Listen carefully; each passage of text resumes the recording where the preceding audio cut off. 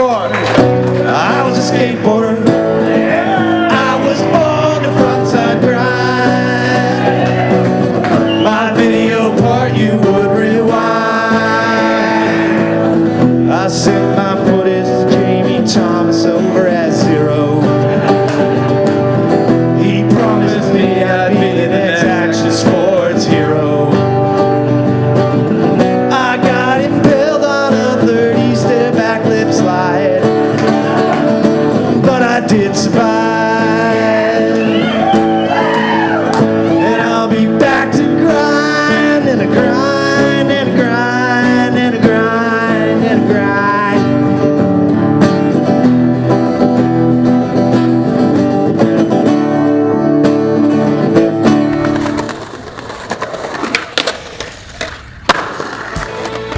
I was a podcaster. I was born to interview legends that you wish you knew. Skateboarding obviously runs thick between my veins. I saw Pat Duffy backside lip slide in the rain. I filmed him back till China Banks in 99. And you hit rewind. You always rewind and rewind and rewind and rewind and rewind and rewind and rewind. Talkin Schmit, episode 150. This is Schmitty. Oh, fuck! It's finally here! Pat Duffy is on the show. Shout out. Oh, mama. Are you out of your mind? That's right, everybody. It is episode 150. I did it. Today on the program, we got the fucking Terminator. We got arguably one of the most important video parts of all time. We got one half of the band, Pat Man and Robin.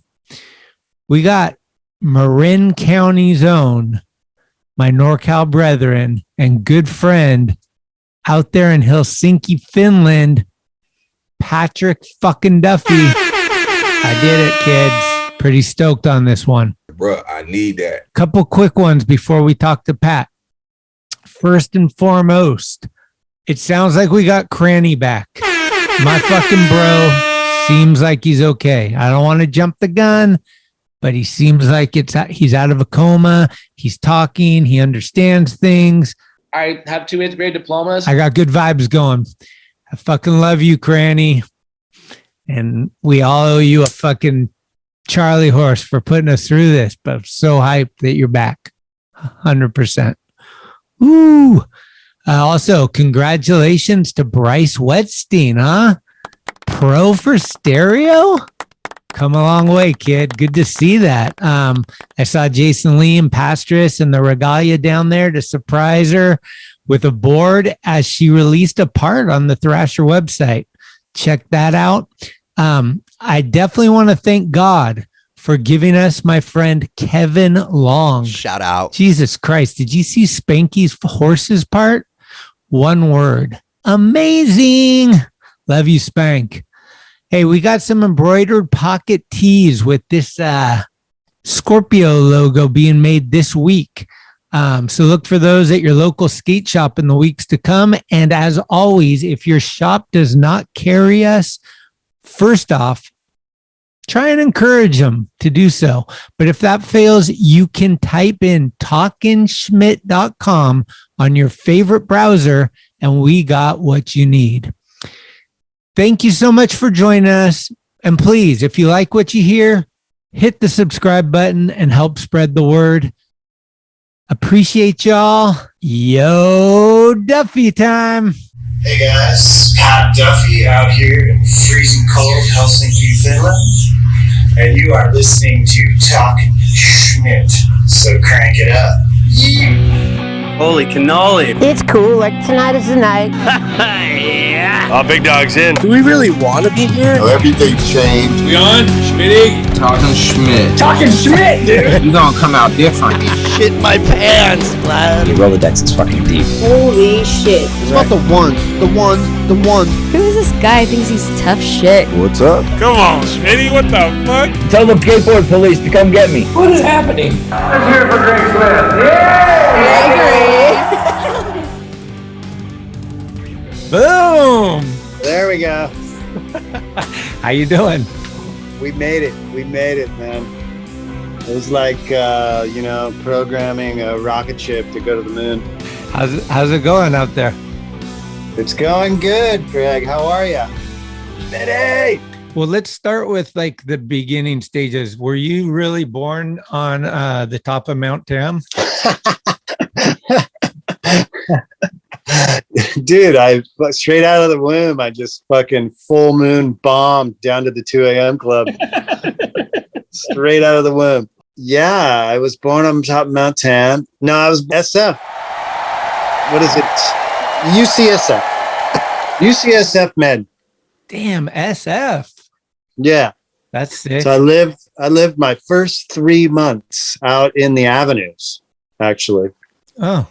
I can't remember where they lived, but it was like out in the avenues, Sunset, not Sunset, like the Richmond. Okay. But you grew up in Marin?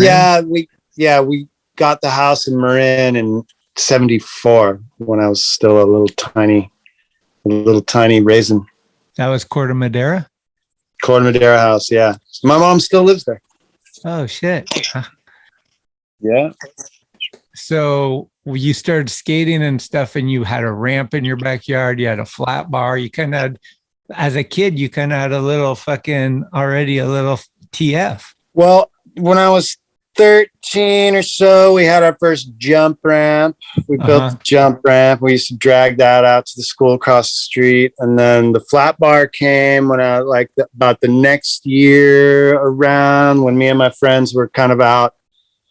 I didn't really start skating until I got into high school and learned how to Ollie. Like, I had always had a board around, but I used to use it for transportation. And I don't know, I didn't really get hooked until I learned how to Ollie in 1988 or whatever. We got the flat bar. We were out just exploring. We were at Marin Country Day School in East Corte Madera, and my friend just was like, you got to take a look at this, dude. This balance beam comes out of the sand, and it had legs on it. And we were like, all right, that's our mission tonight. That has to be ours.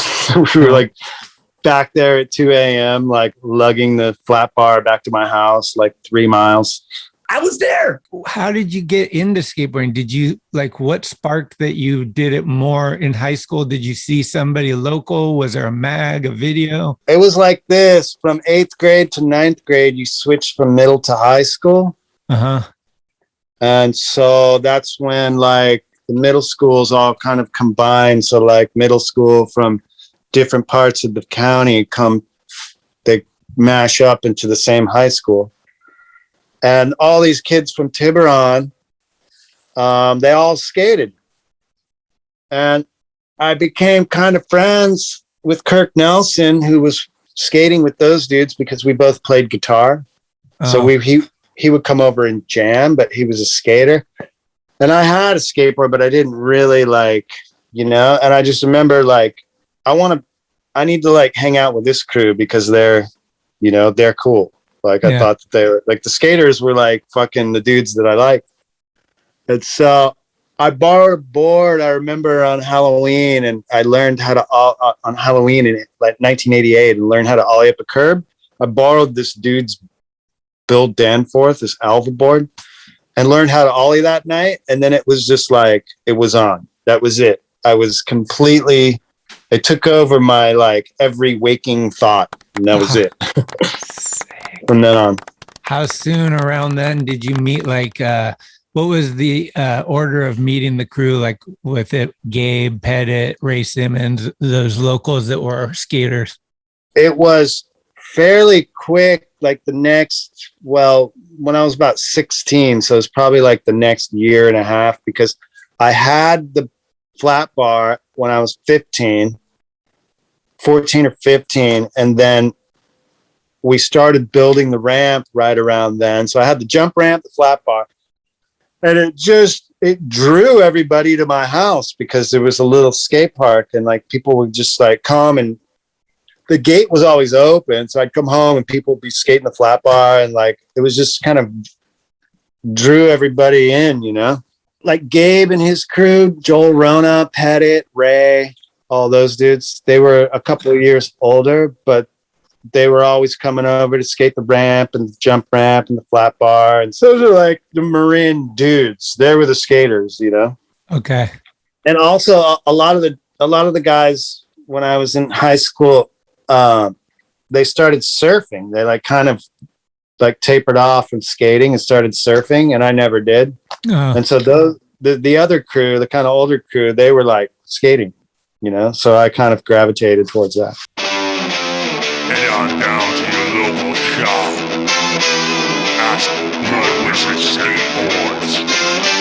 Or visit bloodwizard.com for all your conjuring needs.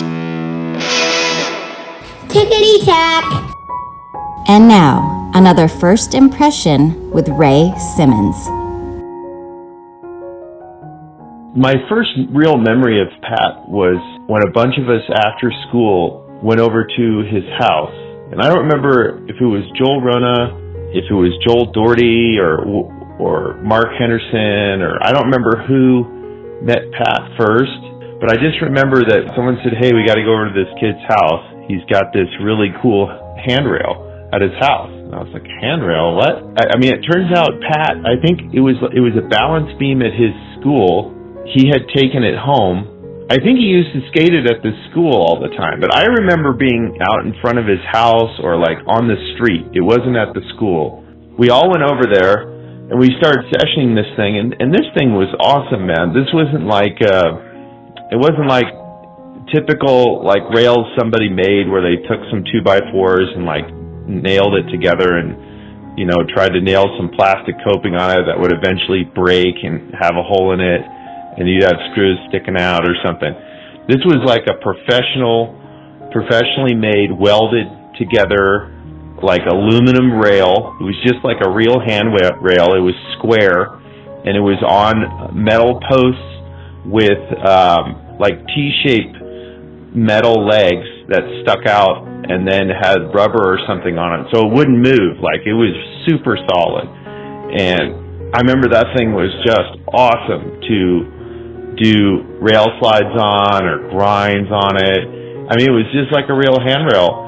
And the cool thing was, if you wanted to like work your way up, you could put it down like a flight of steps. And it wasn't very high. It was only like a foot off the ground or something. It was pretty low. And it was meant for just, you know, a balance beam walking across it. But I remember Pat was just, he was awesome. He would just try whatever board slide, grind, anything on that thing. He was totally going after it. His style was really subtle. Like when I skate, I feel like I flail my arms around a lot, and like my body's going all over the place. And Pat was just super subtle. Like, it was like he only used his effort in just the right places. And so even at that time, I could tell, I'm like, this kid's going to get really good. Like, he was really focused on trying to hammer out every kind of trick on that rail. He just became supernatural at doing rails. It was just like a second sense for him, you know, whether it was a backside Smith or a frontside Smith or a nose grind or whatever it was going to be. Like, he just had everything super dialed. I can't remember, I think it was like George Lucas's son, I think, had this mini ramp, and there was like Han Solo's gun was in the backyard on the ground, and Pat would shred that frickin' mini ramp too, man. He was just, you know, he couldn't do a ton of tricks yet, but again, he was so subtle and so smooth, and he was just really, really good. I knew that he was just going to be badass. I mean, their older crew, you're looking up to them as like, are they kind of helping you learn what's cool, what's not cool? Don't mall grab, don't push Mongo, all that shit. Pretty much, but Thrasher had a lot to do with that too. Would you remember like when you got your first mag? they just circulated in school, you know? Okay. Yeah. I don't remember when I like bought my first mag or saw the first time I saw Thrasher, but they would circulate in school. Like if someone had one, it was like everyone, I got it after you. I got it after you. You know what I mean? Okay. Yeah. Pass it. Is there something that you remember from the early days that blew your mind away? Like you saw it and you're like, that's not possible. Or like, how the fuck did that happen? Or something like of that nature. You mean like the first time I saw something like gnarly on a skateboard? Yeah, like I remember, I mean, there's probably something earlier, but I always remember Matt Hensley's part where he did the no comply flip. And at that time I was like, because we knew how to do no complies, but we're like, how the fuck did he get his board to flip with no front foot on that fucking thing? We're just like lost. Well, yeah, in that sense of the word, then when you bring up Hensley, because he's my all-time favorite skateboarder, and I grew up like idolizing and studying and meticulously just watching what he does. Yeah. Because I grew up, I had a VHS tape it had Shackle Me Not and Sick Boys on it. So that was like my Bible, like fucking every day. But then when Hocus Pocus came out, it was like the end all, like I quit. I can't skate anymore. They're too good. And it was Hensley's Kickflip Melons that fucking did it. They were just like, I was like, that's it. I got to quit because these guys are fucking so far ahead. There's no way I'll ever get them. Fucking, it's done. It's over with. Skating is like, it's fucking gone. That's when Hocus Pocus came out, it was just so mind blowing to me. It was just like nuts. Well, when did the filming begin for you? Like, when did you really start? Like, I'm going to try to piece together some clips. Well, it was my Sponsor Me tape, really, like, because me and Sodic Sadie were like, we got to make Sponsor Me tapes, man. We got to get sponsored. And I was like, well, H Street's my favorite company. I'm like, yeah, we'll be like Ray and Jeff, you know, like making this video. And I'm like, I'll be Ray. And he's like, sick, man. I'll be Jeff. I mean, we had the Sponsor Me tape, like the over the cam VHS over the shoulder, like those big video ones. cam. Yeah, the big ones. And then I pieced together this Sponsor Me tape with like 2 VCRs at my friend Max Goldman's house. And somehow, I don't know how, we got music onto it. But that was the first I ever filmed. And then some of that footage didn't end up in the Plan B video. But I went and refilmed it with a better camera because it was like a year and a half later that we started filming. You know what I mean? Yeah. Like what was some of the clips that you had already filmed that you had to go refilm? Like the 10 stair SF State stuff was all in the Sponsor Me video, the Kink Trail and the longer one, you know, like the 10. Yeah. Like Smith and Lip and stuff. And I went back with Jerry Thompson because he had like a really good camera at the time with a fisheye. And that stuff actually made it in there. Okay, so you sent the Sponsor Me where? To H Street? I had Pettit send it to H Street. Ah.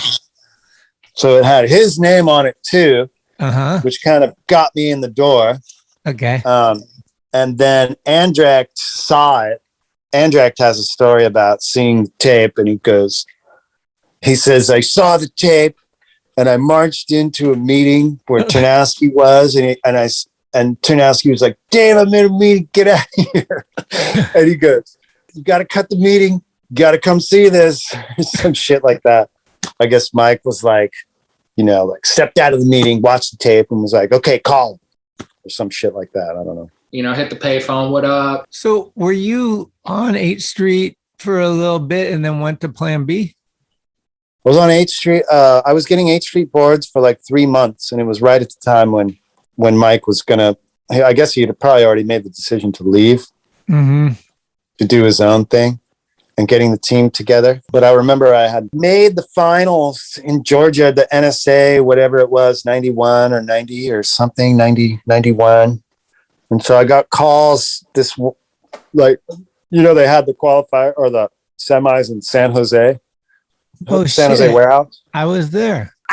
Yeah. You were probably there. Remember Guy Mariano showed up. And was that the year Cardiel was there? I think Cards were there. Yeah, because I skated with Cardiel at the one before in Corvallis. Like that was where I met Cardiel for the first time, actually. Oh, It was in sick. Oregon at that contest, and like Colin McKay and Moses and all these dudes. Yeah, yeah. Chris Sen, I think Sen was there maybe. But so yeah, I remember this one night where I got calls from Ternansky and I got calls from Tony Mag, and T Mag was saying like, yeah, if you want, we'll fly you out to, you know, the finals in Atlanta and you can go, you know. And then Mike called later and was like, why don't you come down to San Diego and don't worry about the contest and just film with us. And I didn't know T Mag, and I only knew Mike. And so I just was like, I'll go to San Diego and film. It's great. And so that's kind of how that happened from that night and those 2 phone calls.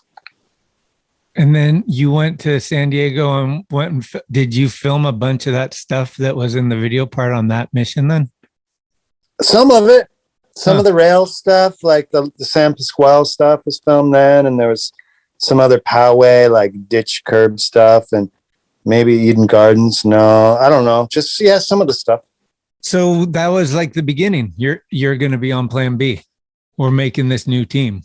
I was trying out for Plan B. I wouldn't say it was like I'm going to be on, but I was like, it was kind of like initial come down. I think one other time Mike had come up to SF and we filmed a little bit there too. And then I kind of eventually, you know, was around enough to where I guess I was on. I don't know. Were you skating with some of the other dudes? Like Danny or any of the guys on the team, Carol or? I mean, that first trip, like straight off the plane, straight to like Carl Hyman picked me up from the airport and like straight to school queue with Danny Way. It was like crazy nerve wracking. And Sheffy. Oh my God. That was super nerve wracking. And then he's just like, hey, see you later. You know, like we skated all day. I think I got a 360 over a picnic table and I was trying to grind like the flat bar into the bank or whatever that day.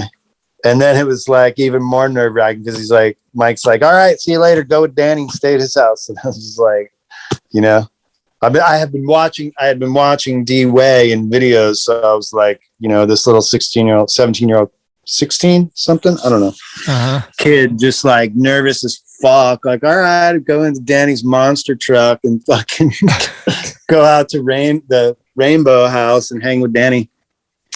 Holy shit. Yeah. It was crazy. So basically that kind of pushed you to like film as much rad shit as you could because it was almost like a tryout in some regards. Yeah, it was kind of like a tryout. Yeah. All right. And then when the part came out, was there a premiere? La Paloma in Encinitas. Sorry, I'm trying to plug my phone in so it doesn't die. Oh, yeah, you're good.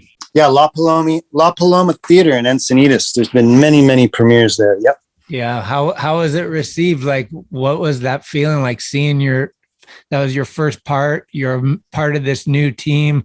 You're on the big screen. Are you just like, what the fuck is going on? Or yeah, I was. I mean, I'm like I used to be like a shy kid, so it's pretty funny. I don't remember like exactly, but I remember being very nervous.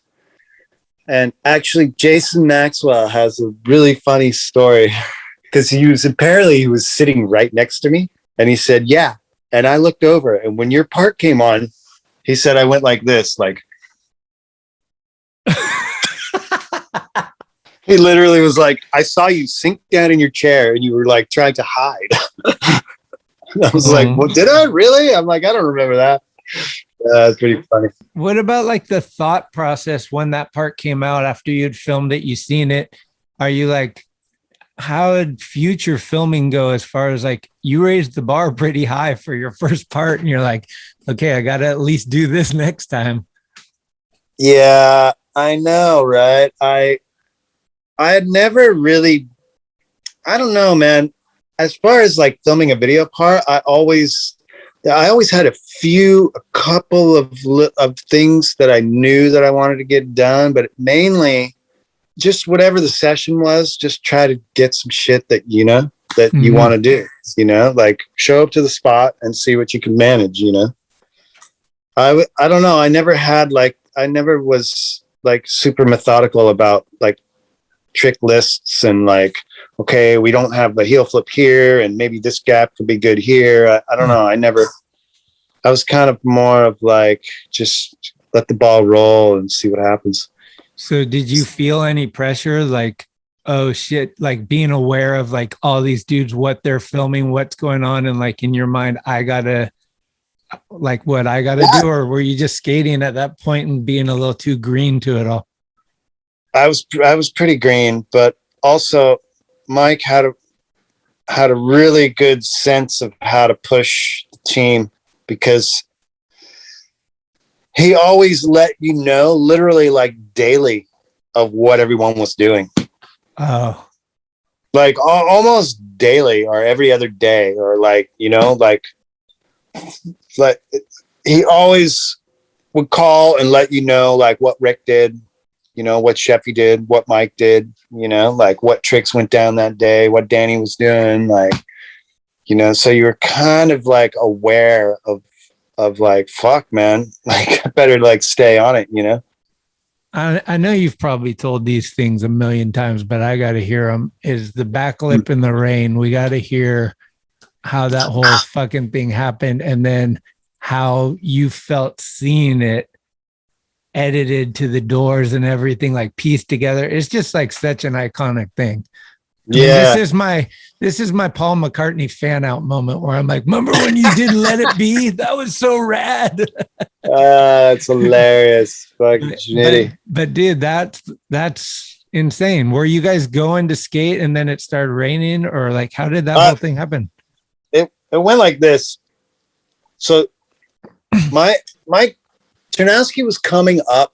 I don't remember if he was specifically coming to film that because we needed it, or if he was already like in Palo Alto because, you know, that's where his family is. I can't remember, but anyways, all of a sudden he shows up at my house in a brand new, like pimped out Acura Legend, this white, brand new, like when Acura first came out in like, you know, in the 90s. And like leather everything, and it had everything and the spoiler, and I was like, no way, this thing is sick. And so he's like, I'm gonna stay at your house tonight, and you know, like I knew we were gonna go skate the rail and get the back lip. And it happened that my high school girlfriend's friend's parents were out of town, and I was like, hey man, I'm gonna go to this party, is it cool? And he's like, yeah. And he just throws me the keys to his new car. And he was like, yeah, take the Acura, take the Legend. And I was like, what? I was like, what? I'm like 17. And I'm like, fuck yeah. I'm like, I'll take it. I'll be good with it. And so he's hanging out at my mom's house. And I go and I take his car to the party. And obviously I'm not drinking or anything, but not really partying, but I'm just hanging out at the party, you know, feeling cool with my fucking car. And so I come back at like 5 a.m. and like curl up on the floor. He's in my bed, my water bed, and I curl up on the floor and go to sleep. And then whatever, like 9.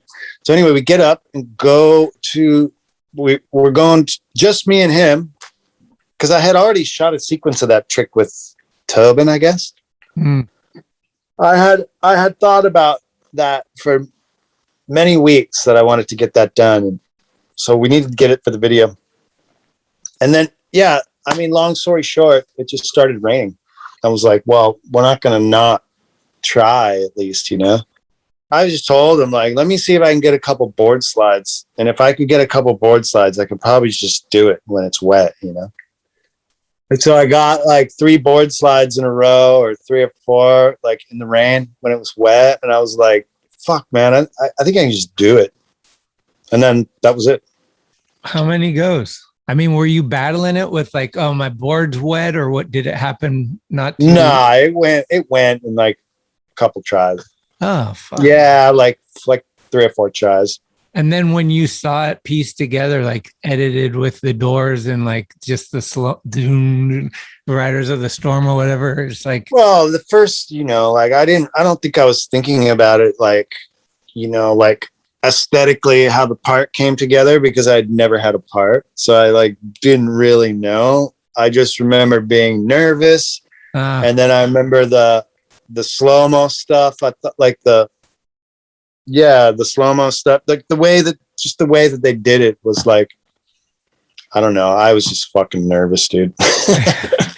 So after it comes out, does that change your life? Like, are you going to like demos and different tours and stuff, and people are just taking you to the gnarliest, like, hey, dude, you're here. You want to do this? And you're like, Yeah, that happened like a lot in the beginning. It was like, oh, dude, I got this rail for you. And they would like drive us out to like some fucking crazy fucking 90 stair fucking quadruple kinker. Like this is like, yeah, it was pretty funny. Oh man. And then was there rumors true? Fun. There was certain people that maybe were like they were almost going to get on Plan B and didn't or something.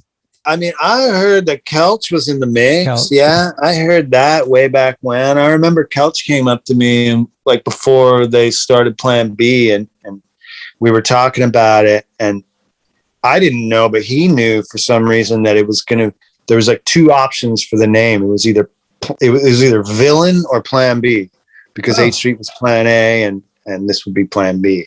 Huh. Yeah. Yeah, it was, yeah. Like Kelch was in the, he was on the inside. One of the other rumors I heard was that you tried to lip slide the Cardiel rail at Union Square, possibly. I didn't really try it, but Gabe and I were talking about trying to get on that thing for a little while. And he was talking about grinding it. And when we went and looked at it, we got kicked out. Like, I think we just went to look at it. But I wasn't convinced that the brass, whatever it's made out of, was gonna grind. Mm-hmm. And it's really, you get booted just by looking at it if you have to skateboard. You know what I mean? Like they kick you out. But yeah, I was contemplating because it's at an angle and it's really low. So I was definitely contemplating lip sliding it, and it never happened. And then how did a kid from Marin become the first one to skate Hollywood high rail? I know, right? I don't know. My favorite caption that Jake ever wrote was Dom Pierre. He's got the Ollie over that fucking crazy thing into the parking lot. And it says, NorCal photographer with a kid back east in your backyard or some shit like that. That's fucking classic Belper, man. Yeah. Yeah. Well, were you just down there and somebody took you by there, or was it on people's radar? Or it was Gabe. Gabe just said, "Hey, let's go down to LA," and I just was like, "Yeah, I'll go."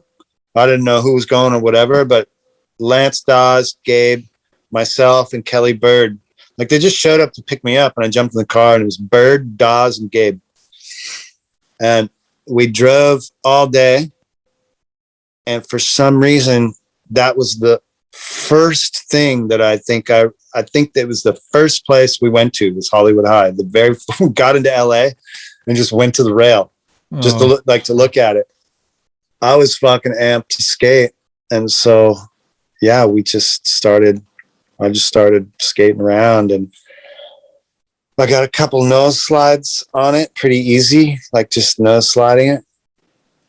And then I remember Lance was like, well, yeah, but it would just be another nose slide, you know?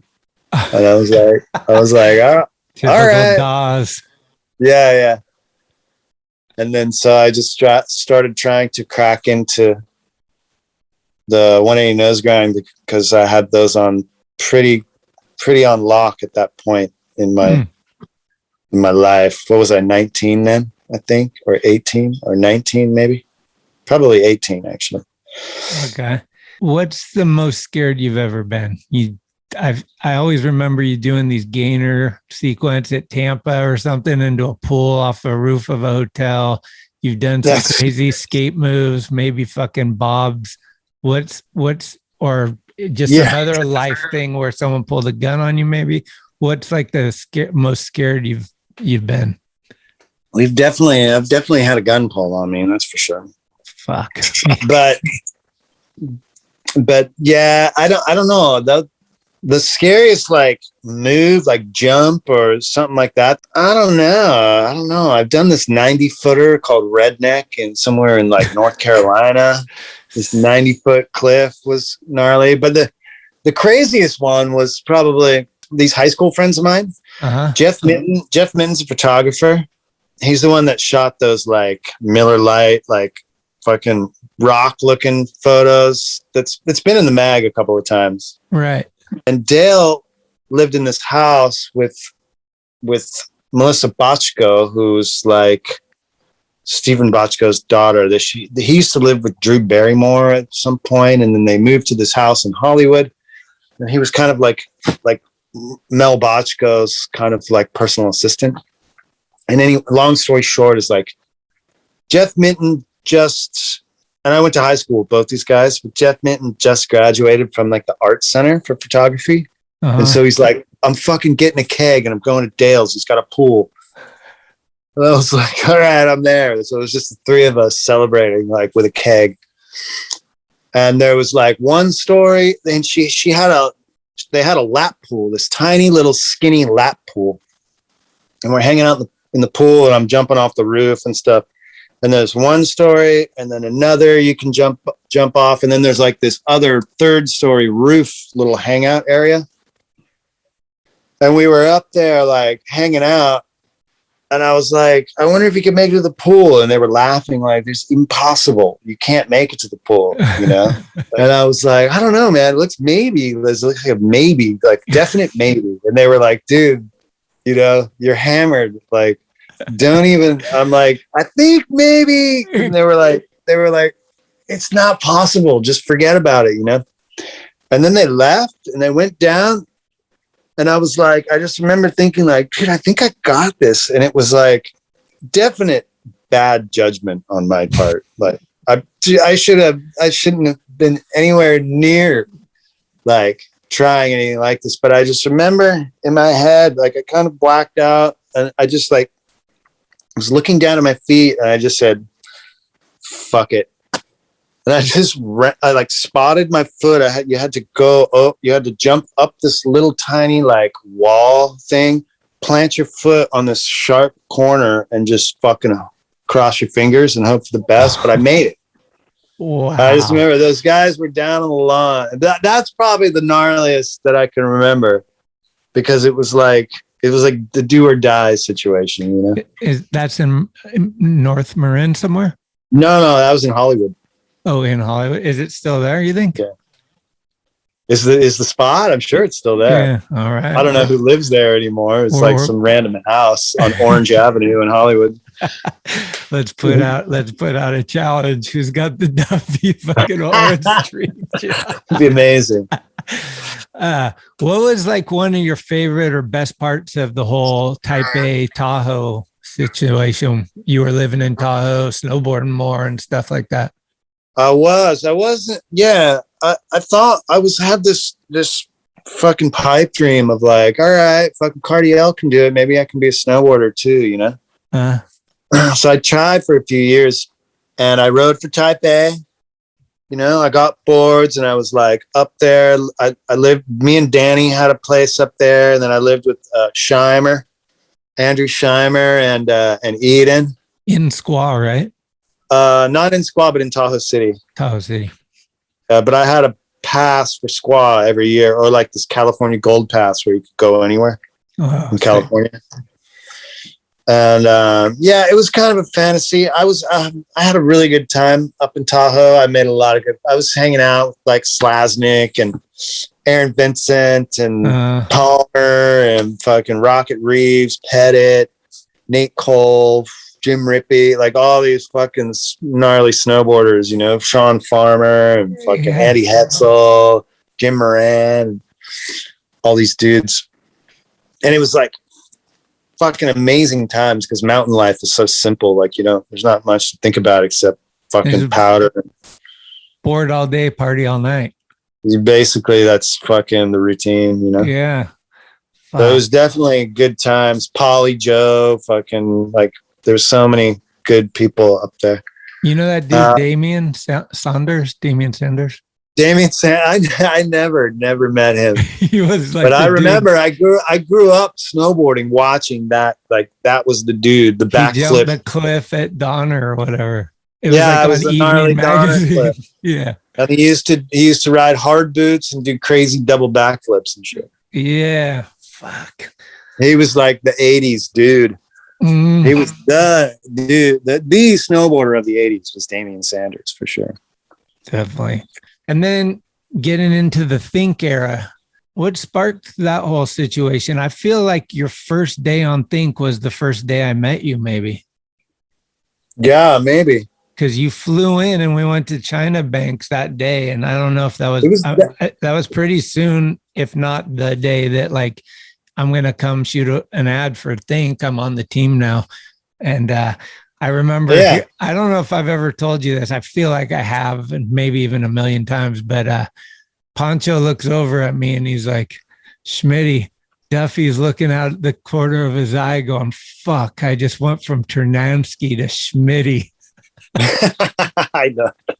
You told me that before and it's hilarious. And then I go, hey, Ponch, he just said he went from Danny Way to Poncho. Yeah. But talk about that whole vibe. I know that like you were friends with Greg and Keith already and you had Jerhobel was a homie.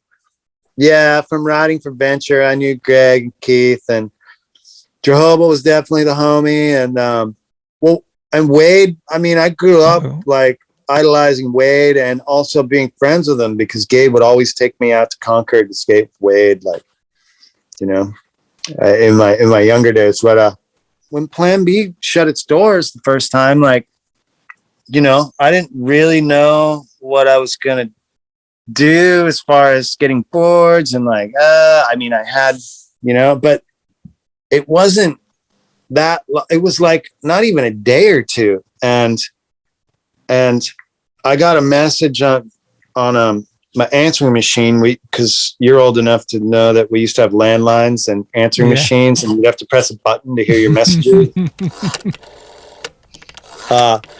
And it was the whole team. It was Greg. It was Keith. Poncho called me. Fucking Jerhobel called me. Wade called me. Like, I can't remember who else. Like, but like, they all were like, "Hey man, you should we'd be stoked if you wrote for Think." And I was just like, kind of blown away. That I didn't even really like. It didn't go through my mind to like not do it because it was like, fuck, these dudes are so down. Like, it's like showing the love like so crazy. And I'm like, I just remember I called Keith. I'm like, fuck yeah, let's do this. You know, like, I'll come up, I'll drive up right now, you know? Yep. And then I think we met you at the fucking Army Street Ledge. And then we skated that with Butcher and Poncho and Jerhobel. And then we're like, what do you want to do? Where do you want to go skate? And you're like, how about China Banks? And we all looked at each other. We're like, what? Was McKenny with us too? Yeah, McKenny too. It was so like, if anyone would have guessed, that would never have been the spot we thought we would go to. You're like, I don't know. I've been thinking about a back tail. And we're like, what? Because China Banks is so fucking hard to skate. If anyone's ever been there, they know that. And then we went there and I got the tape. The session is insane. It's you, Jerhobel, McKenny, Poncho's there. There's maybe Greg's there. I can't remember if Greg was with Greg us. was there for sure because that was the reason I made it. Was Greg fucking gave me a pep talk. Well, McKenny likes saying he's the reason. He's like, I went up and I fucking threw a back tail up just to like throw it in, and then fucking Duffy made the next one. Really? Did it? Yeah. McKenny was rifling off all sorts of shit. He was like lip sliding it, no problem. Yeah, fucking front tail. Like he can skate that thing like a fucking little quarter pipe. It's insane. Yeah, he kills it. He's got the goat rope, like the nose pick pull in, lip slide. It was like, damn. Dude, McKenny is fucking so rad. And now, another first impression with Timothy Donald McKenney. My first impression of Pat Duffy was before anyone had even seen him yet. It was Jeff Chamley coming back to Half Moon Bay with a ghost white face telling us about this gnarly killer from up in Marin killing everything in sight.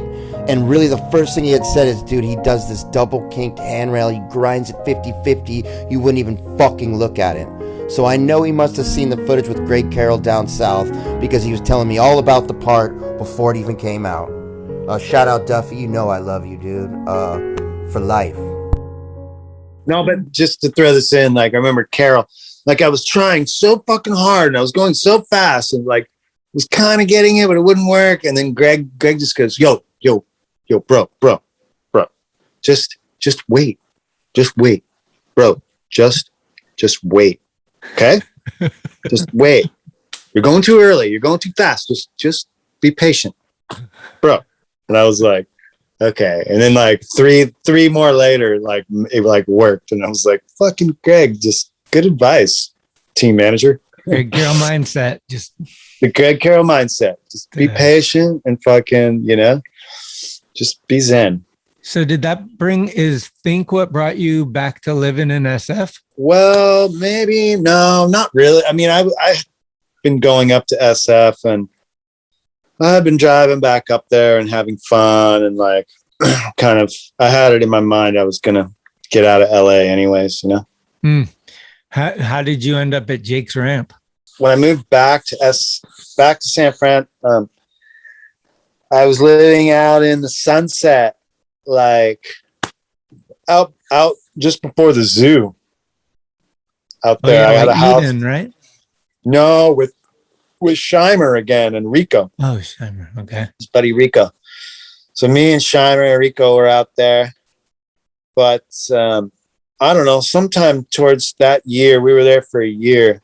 Eden and I had the idea, like, we should get a warehouse, like somewhere where we can just party and like make noise and like it doesn't matter. We'll like, we'll make it kind of like this cool loft space somehow. I don't know. We just had that in our head. And I always played music and stuff. And I couldn't play in the Sunset, obviously. Like you can't crank music in the Sunset. And we were always getting complaints for noise and fucking whatever. And so we were on the search for a warehouse. And I remember like I just heard that like Jake was getting out of that lease or something. Or he was, and I think I just called him up and left a message like, hey man, warehouse, whatever, are you in or are you out? Like I'm in, like, fuck, I'll grab it. And I remember I was in New York and I can't remember why. I was either visiting my sister and this was 1999. And he called and he's like, oh, you want the fucking ramp, huh? And I was like, well, I don't really want the ramp, but I mean, I want the warehouse. He was like, you're gonna fucking take the ramp, and you're gonna, and it cost me that ramp cost me some money. So if you want the warehouse, it's gonna cost you $2,000 just for the ramp. And so he made me pay for the ramp, and I was like, all right. I mean, I'll like keep the ramp, whatever. So yeah, we took over the lease from Felper. Come on, GX, go that way. I don't think he would have let some fucking kook get in there. So I think Felper's always been cool with me. We've always been like, pretty tight. I mean, he's a dick. He was a dick, obviously, but I could see through it. He'd always give me like this little smirk. Yeah. After he, like it was all like a show with Jake, and anyone who knows him knows the fuck it's the Jake show, Yeah. He's fucking really good dude at heart. But I mean, he couldn't, but then again, like if you're a kook, then it's not. Like, it's not the Jake show. He's gonna fucking let you know. Yeah. Well, he calls But, everybody out for what he sees. Exactly.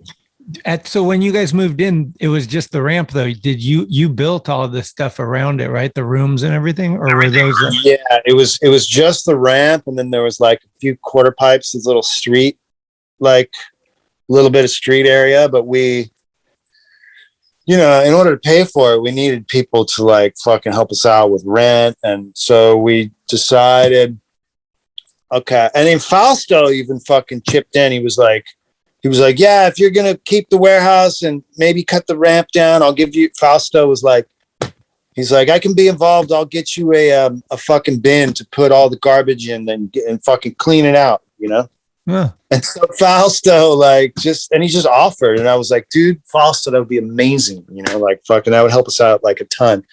And fucking 2 days later, there's a giant fucking garbage bin in front of the warehouse. And we're like, fucking sick. So we gutted the place.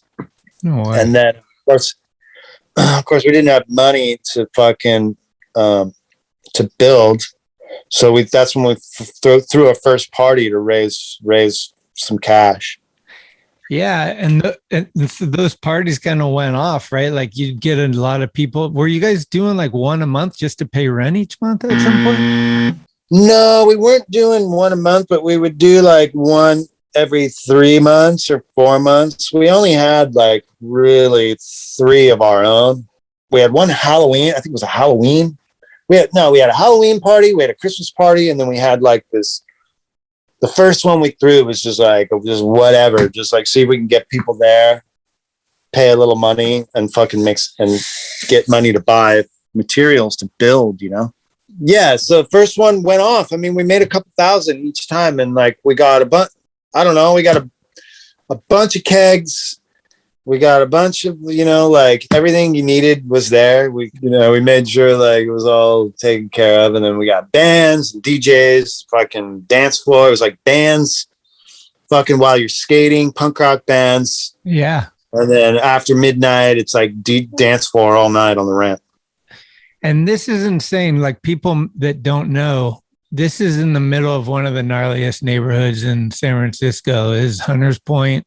Like, was there any fucking weirdness down there? Like it ain't cool to walk around by yourself at night down there, Nah, like we were there long enough that we kind of made some friends on the street because the kids, there was all these little ghetto kids that used to come.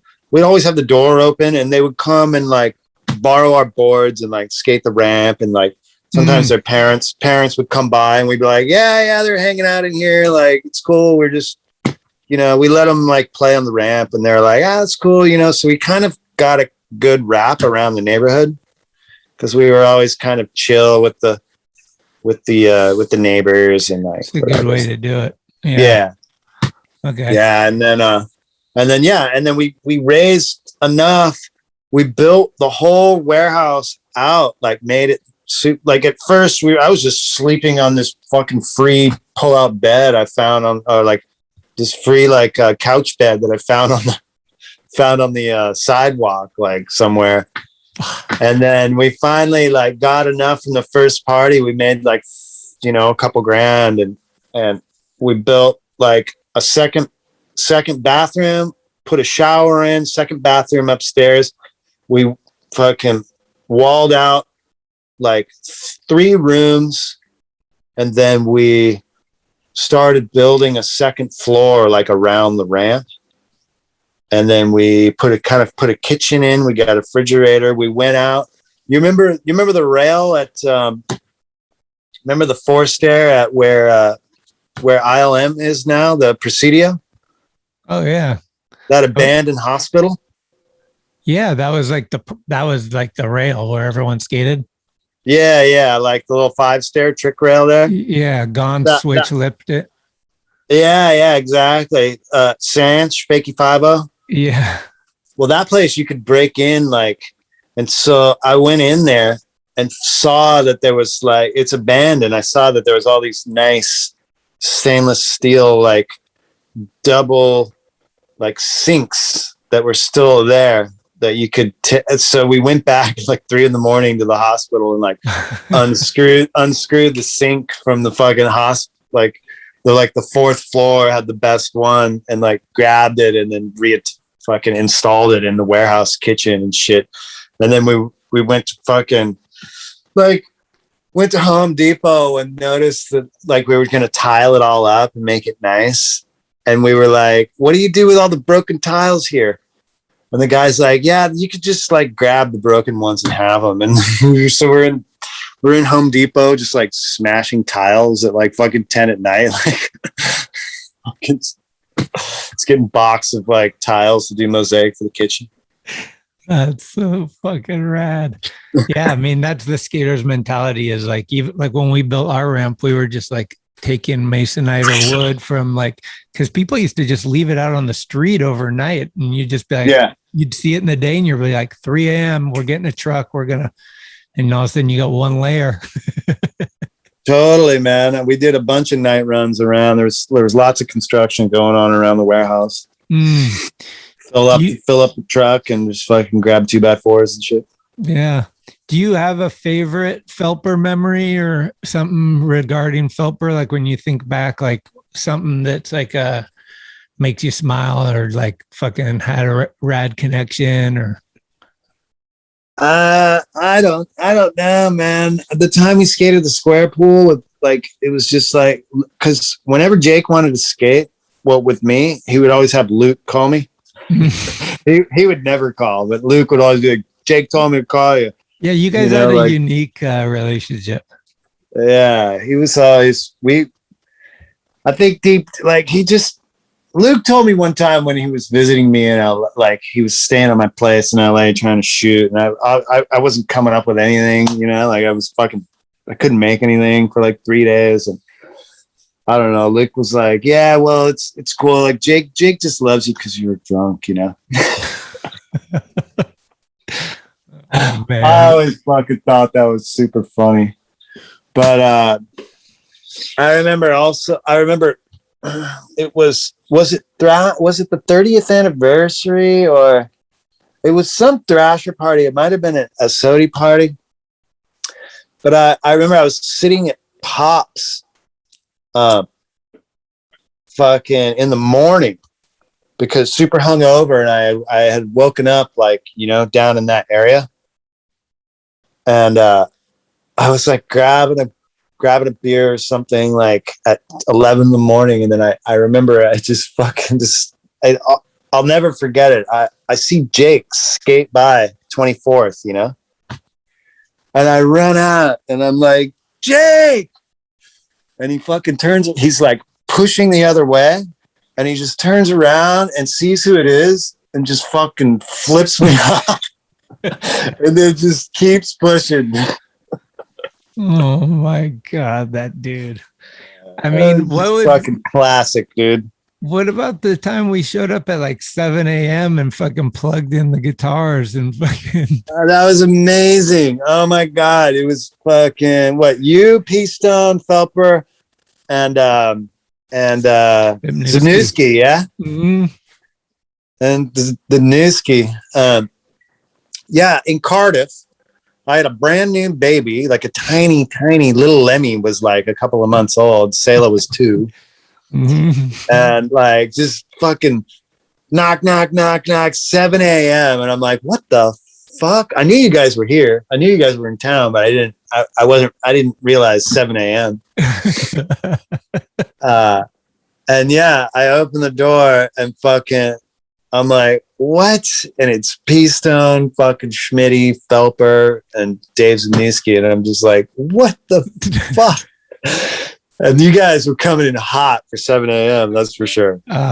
Always like P-Stone and Jake woke up so early, revved up to go. Always like so revved, and I'm sure they went to bed super late and fucking woke up super early. So they're just like, rah, fucking just do this. Yeah, 7 a.m. and but your wife was like pretty cool about it. Like I was tripping because it was like there's neighbors, your wife's probably asleep, and she just came out smiling. Was like, oh yeah, she's not.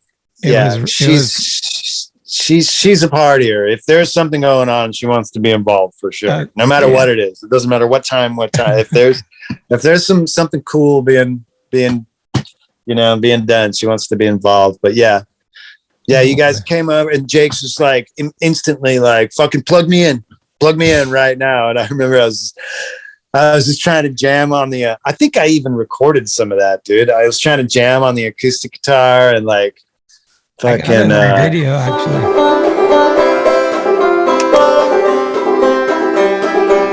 Hey, bitches, and you were where? Skating. Oh, that's when I gave Phelper the shirt too. Right. I gave him that shirt that I found at the fucking shit ditch in that Rhino and I found at the shit ditch in San Diego. It was the band, right? That the East Coast, East Coast, fucking straight edge, fucking punk. Like, if we stay united, we can never be divided. I remember Jake was saying that. That's it. And Jake's on the shirt.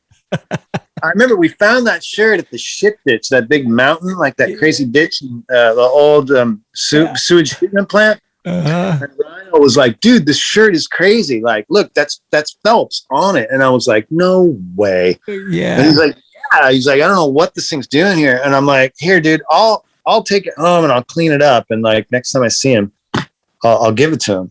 And he's like, yeah, do it. And fucking sure enough, 7 a.m. fucking Thrasher's coming in hot. And I'm so glad that I remembered too, because that's like the type of thing I would totally forget. But he was stoked too. He put it on immediately. Yeah, and he told Schmitty, you want to try something? I got this for you. And he told the story right at the camera. It's so sick. Yeah, right. That was crazy. This is. I'm gonna try this for you because I love you. Go ahead. The kids will have their say. 1981, bitches. Boston Common. Yeah. For real. This is Phelper. The thumbhead was doing it right then. That's me. On the shirt. If the kids are united, they will never be divided. Because you never knew it, Jake. Sometimes you'd film him, he'd go, get that fucking camera out of here. And then other times he'd be like, want to Instagoon me, bro? Here's your moment. The fucking many moods of the Phelper, man. That's for sure. Have you ever or will you ever go back and do the Mega? I've skated it. I have been back and I haven't jumped the gap or anything, but because I didn't have any pads and I kind of was still coming back. But I remember I skated the ledge into the bank. And I've dropped in on it a couple times on the quarter pipe since then. And would I go and do it again? I would totally go and do it again. But I don't think, unless I was completely sure of myself, that I would try the air. I think I would do the regular, just bail out in the flat. Unless I knew for sure I was gonna, because I wouldn't want to go through that again. That was like two years of fucking hell. God damn. Yeah, but the gap, the dropping in on the gap and doing that doesn't because from snowboarding and everything, like, it doesn't scare me at all. It's like, it wasn't really just very the speed you have once you land and you're going at like a 25-foot wall or whatever that thing is. Yeah, it's like I'm not a vert skater, so I don't know how to handle that stuff, and I should have known better, but I thought I could just do it. Man. All right, looking back at the whole history of skateboarding for you, is there one accomplishment that at the time meant the most to you? Like, was your first cover, going pro, first photo in the mag, your first trip with like Plan B, rooming with some crazy dudes? Like, what was the thing that was like, this is it? I mean, it's got to be either the first Thrasher cover or my first box of boards after, first box of free product. Yeah. Or my June Thrasher cover. I was still a senior in high school when that came out. So it was like pretty heavy duty to be on Thrasher and still be in school. You know what I mean? Because it came out in June, which means like whatever. I'm still in school in March. You know. So that shit. I mean that was pretty heavy to like. I just started skating.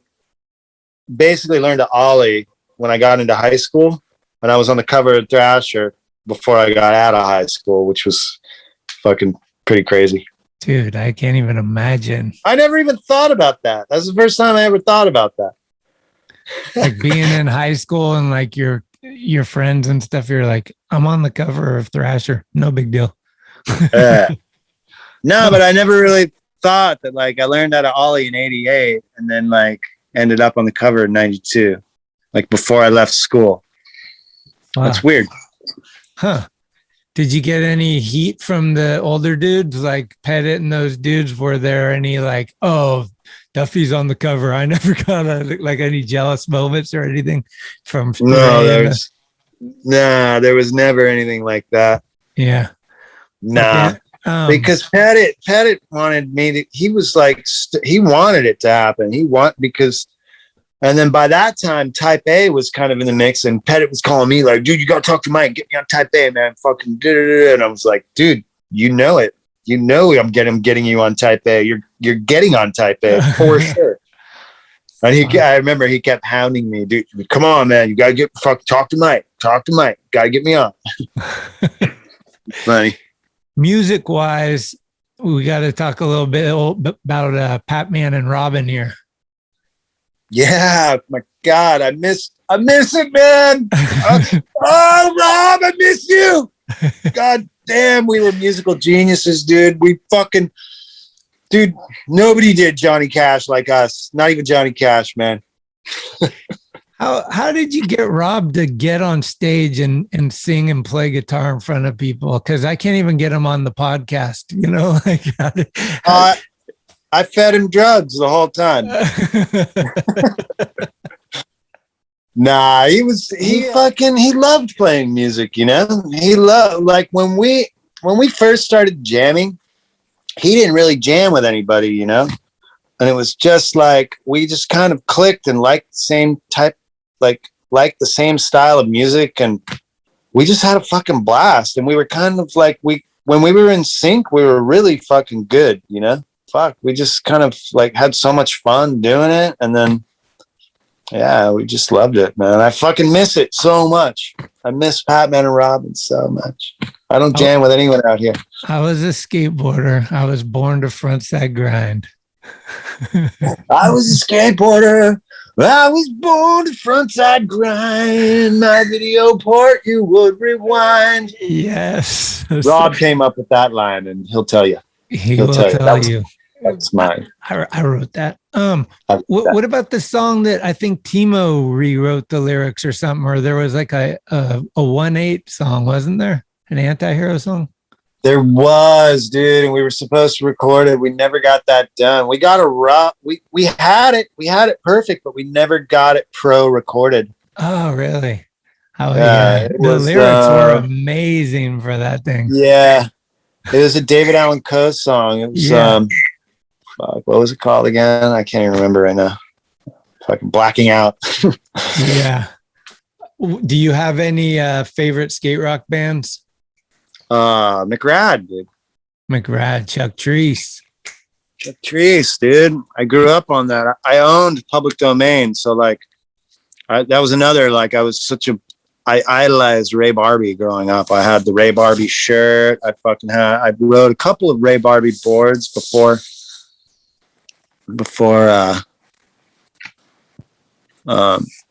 Sorry, I'm trying to Google that David Allan Coe song. Oh yeah. I don't know. I was kind of down for like Bad Religion and like Pennywise and those bands, you know? Mm-hmm. Yeah, Bryce used a lot of that stuff in the early Thrasher videos.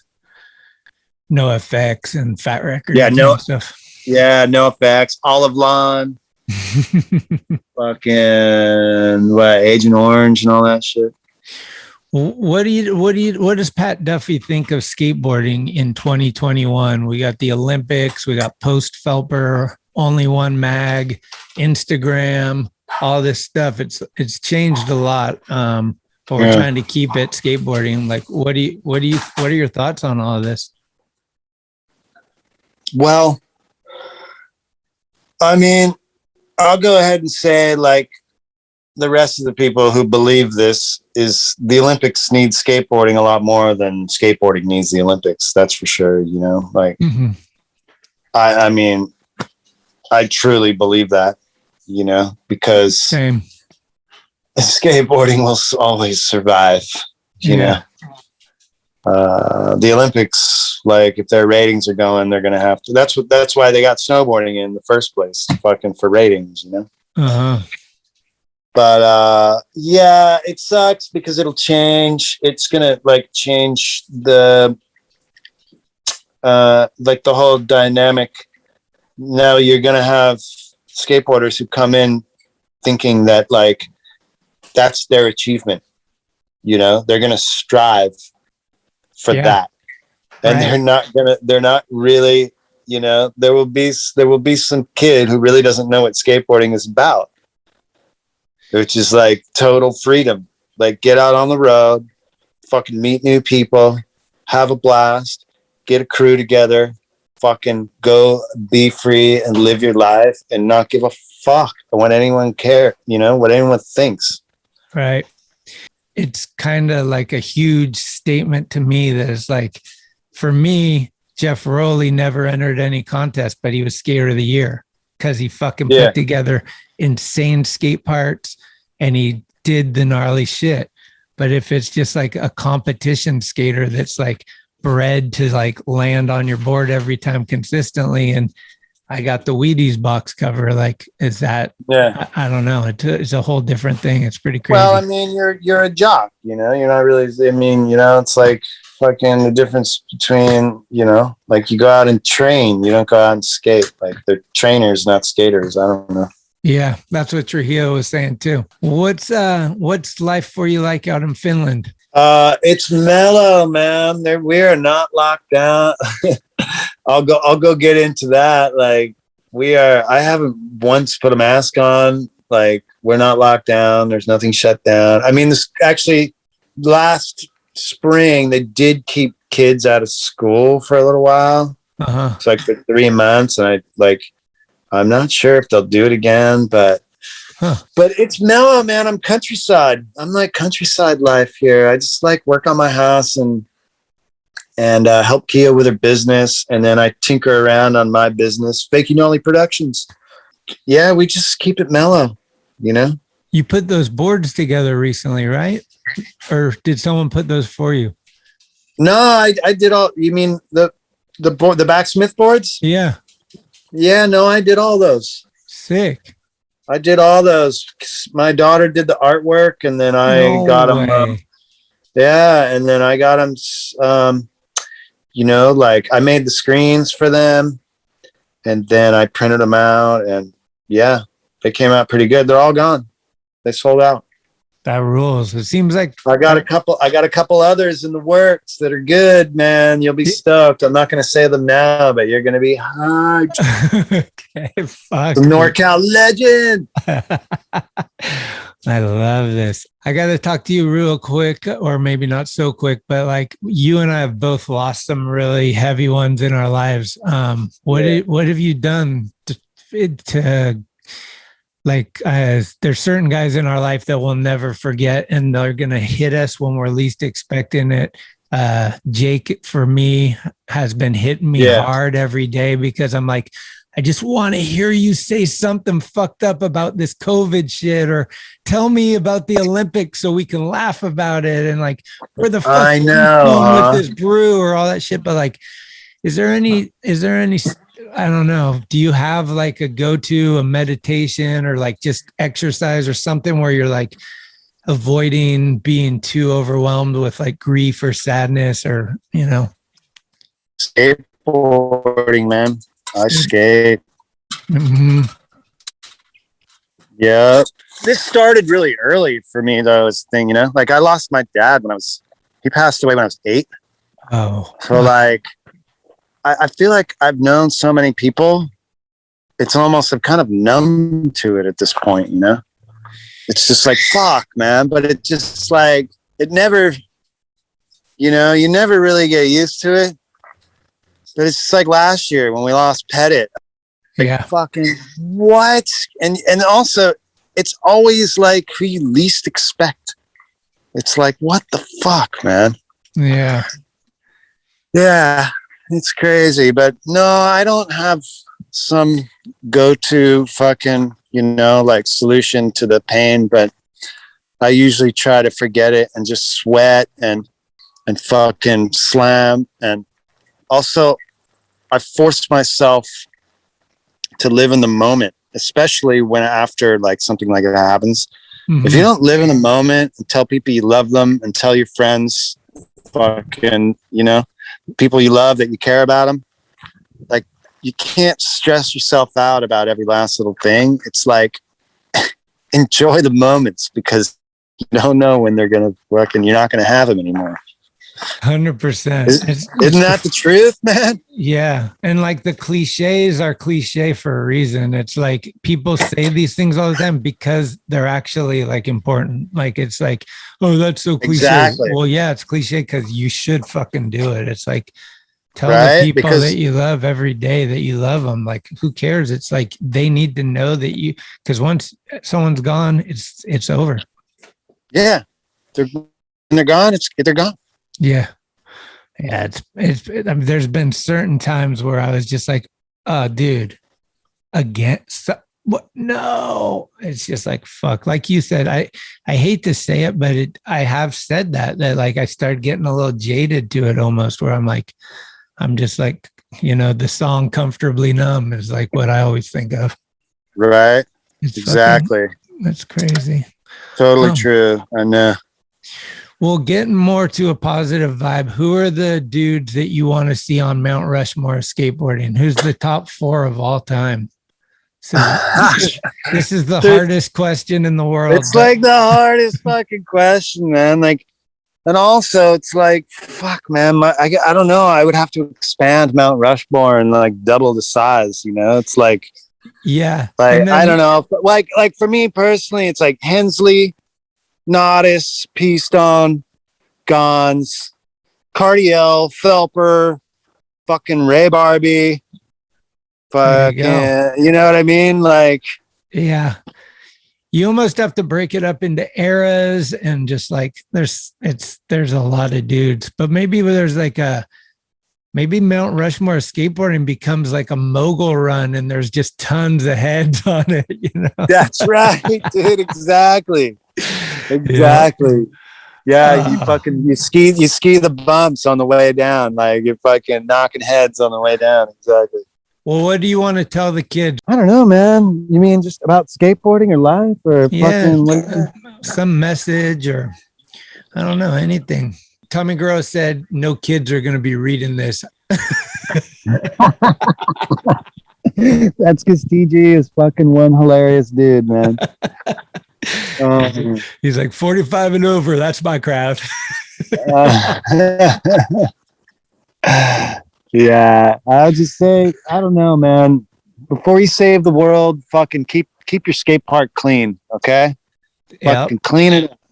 Don't trash your fucking home, okay? That's right. I try to tell these kids around here, like, fucking clean up your shit. I'm here cleaning it up. Like, you can't, like, your life cannot fucking go the right direction unless you can keep your room clean, okay? Dude, I was freaking out about that just recently. Okay, so I don't know if you know, but they made Pier 7 skatable again. They put cement over the wood, and these dudes have been skating Pier 7 again, and these guys are fucking just leaving empty beer bottles everywhere. I'm like, this place hasn't been skated for this long. You guys are stoked it's skatable again, and you're just trashing it? Like, duh, it's going to get fucked up again. That is just classic fucking stupidity right there. Yeah. Right? You fucking got the spot going again, and then you're just going to draw attention to it by fucking trashing it. Yeah. Dude, well, thanks for taking the time. Oh, I did want to ask you, because you're into juicing, right? Yeah, well, our juicer, we brought our juicer from the States, but I didn't realize that you need, like, it doesn't work In the power, I love juicing.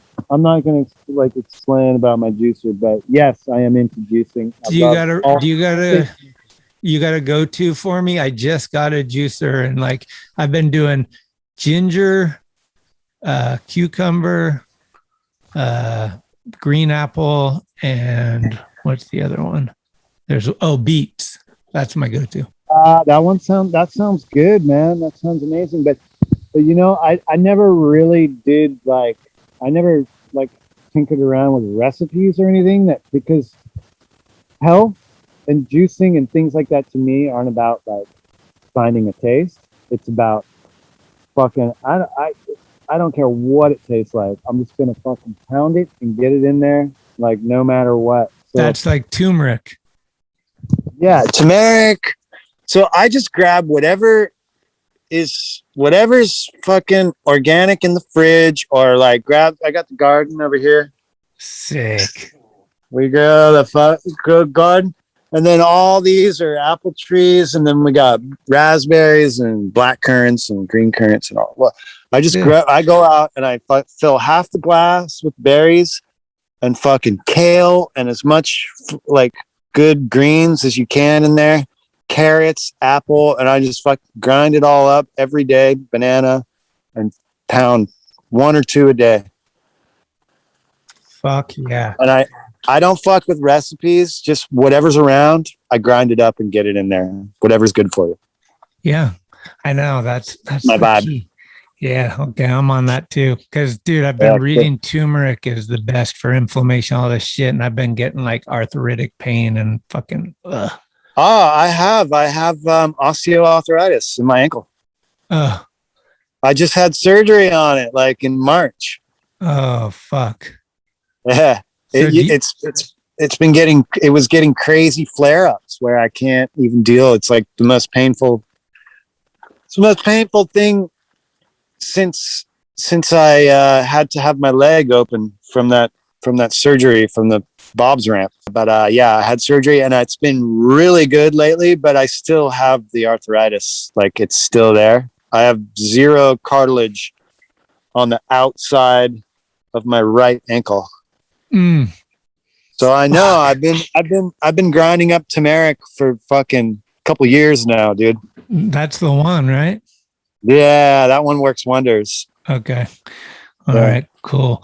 Did you have a early hero that when you met, it was like, this guy's, I'm so glad I met my hero? Like a lot of times they're like, don't meet your heroes because they're assholes or whatever. Was there somebody you met and when you met him, you're like, he just lived up to your thing or even was more so? Like skate heroes or just any hero? Yeah, or fucking any hero. I mean, I gotta say that Matt Hensley was my hero growing up. Uh-huh. Well, what was it like when you met him? It was nerve-wracking and he's the greatest human on the fucking planet, man. Are you kidding? Sick. He's the raddest, like, do you know Matt? A little bit, not a lot, but yeah, I've met him a few times, talked to him. I've spent many miles. I mean, he was Plan B team manager. He's the greatest, fucking nicest, best, funniest dude, most talented dude ever. And he's like fucking got a heart of gold. And I love Matt. Oh, that was my hero growing up, man. Is there any chance that with the digital age, we can get you and Rob to send each other music through email and put together songs? Let's get Patman and Robin 2022. Smitty, I mean, if you've got time to manage that somehow, like fucking, you can if you head that up, I will do my best to get my part in there. But okay, well, my people will talk to your people and then they'll talk to Rob's people. Let's do it, dude. Let's see if we can work that out. That'd be fucking insane. Okay. Hey, Pat, I fucking love you. It's good seeing you and good hearing your voice and everything. Thanks for taking this time. Love you, Smitty, dude. I'm psyched. Thank you so much. That was so fun to talk, man. I'm so stoked. Thanks so much, man. I appreciate it, bud. Appreciate you. Take care. Yep. Later, man. Late. Fly on the bird, go free. Look back at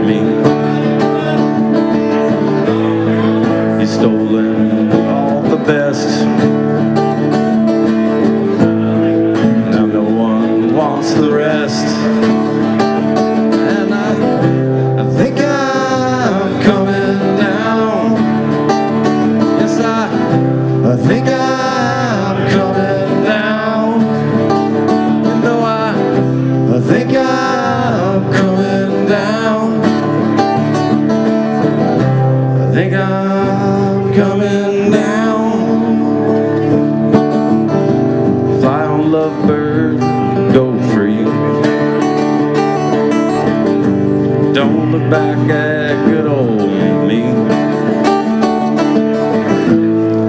You taught me how to fly,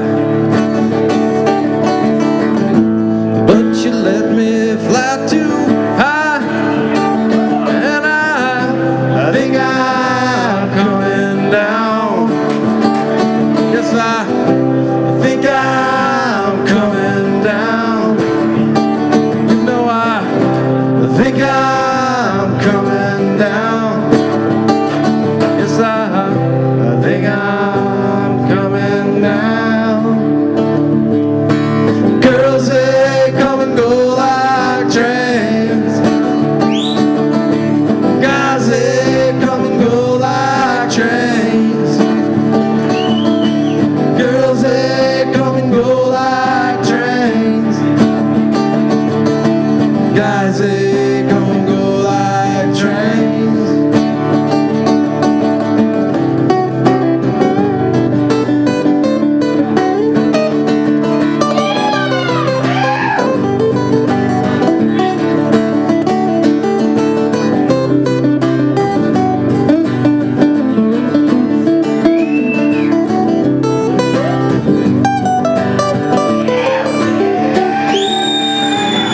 I think I'm coming down.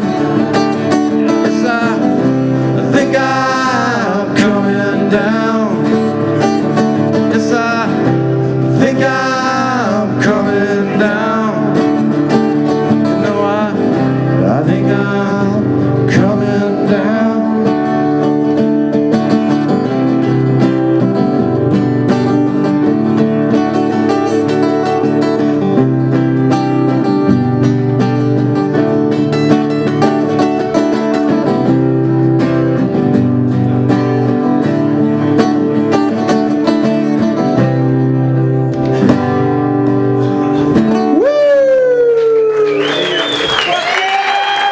Thanks for putting up with that bullshit.